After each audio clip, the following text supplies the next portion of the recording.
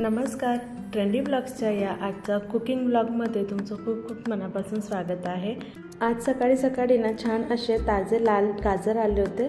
तर इथं ना मी 2 किलो गाजर घेतले, त्यांना स्वच्छ धुवून घेतले आणि त्यानंतर ना 15 मिनिटांसाठी पाण्यात भिजत ठेवले, म्हणजे जे काही माती वगैरे चिटकलेली असेल ती निघून जाईल। आणि पुन्हा एकदा जोडून धुवून घेतले, त्यानंतर त्यांचे वरचे साल काढून घेतली आणि त्यांना किसून घेतले। तर इथे ना 2 किलो गाजर किसायला मला ना 15 ते 20 मिनिटं म्हणजे जास्त वेळ लागला।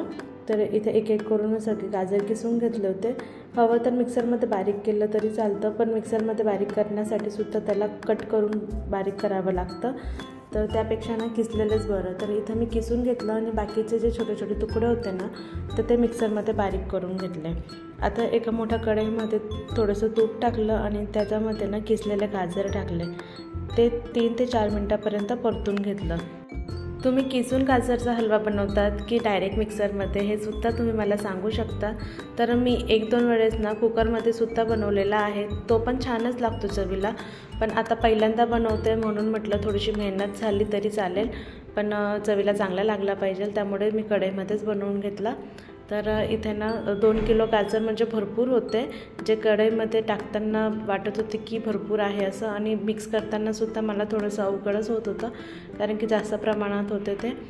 आता त्याला ना 3-4 मिनिटांनंतर मी काय केलं, थोडं झाकण लावून दिलं, जेणेकरून ना तुपामध्ये छान थोडाफार तरी गाजरचे किस आहे तो शिजणार। इथे ती स्टेप ना स्किप झालेली आहे, म्हणजे व्हिडिओ शूट नाही केला आहे। आणि त्यानंतर ना दूध टाकलं, आता दूध ना सायवालं दूध होतं तर तेच टाकलं। आता यामध्ये खवा वगैरे वापरूनसुद्धा गाजरचा हलवा बनवतात, माझ्याकडे म्हणजे खवा नव्हता, त्याच्याऐवजी मी दुसरा पदार्थ वापरून बनवला आहे, ते तुम्हाला व्हिडिओमध्ये पुढे दिसणारच आहे। दूध टाकून छान असं शिजू दिलेलं आहे। आता यामध्ये लागता दूध टाकलं होतं, तर मी झाकण लावलं आणि त्यानंतर पुन्हा त्यामध्ये थोडंसं दूध टाकलं होतं। वाफेवरच छान असा हा गाजरचा किस शिजू दिला होता। तुम्ही बघू शकता की खूप असं पातळ असं झालेलं आहे मिश्रण, बऱ्याचपैकी गाजरचा किस शिजून गेलेला आहे, त्यामुळे ना मी पुन्हा झाकण काही लावलं नाही। हे संपूर्ण दूध आटेपर्यंत आता शिजू दिलं होतं, बिलकुल पण झाकण वगैरे लावलं नाही। आता हे शिजतं तोपर्यंत ना मी म्हणजे काप करून घेतले, बदाम, काजू आणि बाकीचे मनुके घेतले आणि वेलदोडेसुद्धा ना काढून घेतले। तर वेलदोडे काढले जात नव्हते, त्यामुळे ना मी थोडीशी साखर टाकली आणि काढून घेतला। आता ना यामध्ये मी साखर टाकली, तर साखरचं प्रमाण आपल्या आवडीनुसार कमी जास्त केलं तरी चालतं। इथे मी 1 वाटी आणि थोडीशी वरती अशी साखर वापरली होती, म्हणजे गाजरचा हलवा ना थोडा गोड असला तरच तो चवीला चांगला लागतो। बरेच लोकांना फिकं खायला आवडतं, तर त्यामुळे कमी साखर वापरायची। तर इथं मिक्स करून घेतलं, साखरेमुळे ना जास्त पाणी सुटायला लागलं आणि त्यातच पुन्हा हे आटू द्यायचं होतं। तर त्यानंतर मी पुन्हा 10 ते 12 मिनिटापर्यंत हे शिजू दिलं होतं। कढईमध्ये बनवायचं म्हटलं ना तर बराचसा वेळ लागतो।